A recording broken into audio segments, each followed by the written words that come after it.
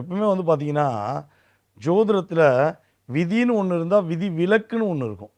So அந்த விதி விலக்கு இப்போ உள்ள காலகட்டமான இந்த குரு பெயர்ச்சி ஏற்படுகின்ற இந்த ஜூன் மாசத்தில உங்களுக்கு செயல்பட போகுது அப்படிங்கிறது உண்மை. ஸோ உங்களுடைய சிந்தனைகள் எவ்வளவோ சிந்தனை இருக்கு. இப்படி பண்ணலாம், அப்படி வாழலாம், இப்படித்தான் இருக்கணும் அப்படின்னு எவ்வளவோ சிந்தனைகள் வச்சிருக்கீங்கல்ல. ஆனா அத செயல்படுத்த முடியாம தடை இருக்கா இல்லையா? நீங்க ரியாலிட்டியா யாரையும் ஏமாத்தாம வாழணுங்கிற ஒரு மிகப்பெரிய கொள்கையில வாழ்ற நீங்க, எல்லாராலயும் ஏமாற்றப்பட்டு வாழ்ந்தீங்களா இல்லையா? நம்பி நம்பி ஏமாந்தது உண்மைதானே? ஸோ அந்த நிலை மாறப்போகுது. நீங்க என்ன யோசிக்கிறீங்களோ, அத என்ன பண்ண போறீங்க? இந்த காலகட்டங்கள்ல செய்து முடிக்க போறீங்க அப்படிங்கிறது ரிசல்ட்.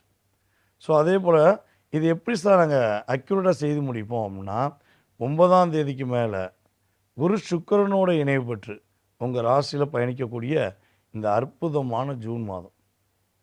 பொருளாதாரம் என்பது உங்களுக்கு சூப்பரா இருக்க போகுது. ஏன்னா 11க்குரியவன் சுக்கிரன் வந்து ராசியில உட்காந்துட்டான்.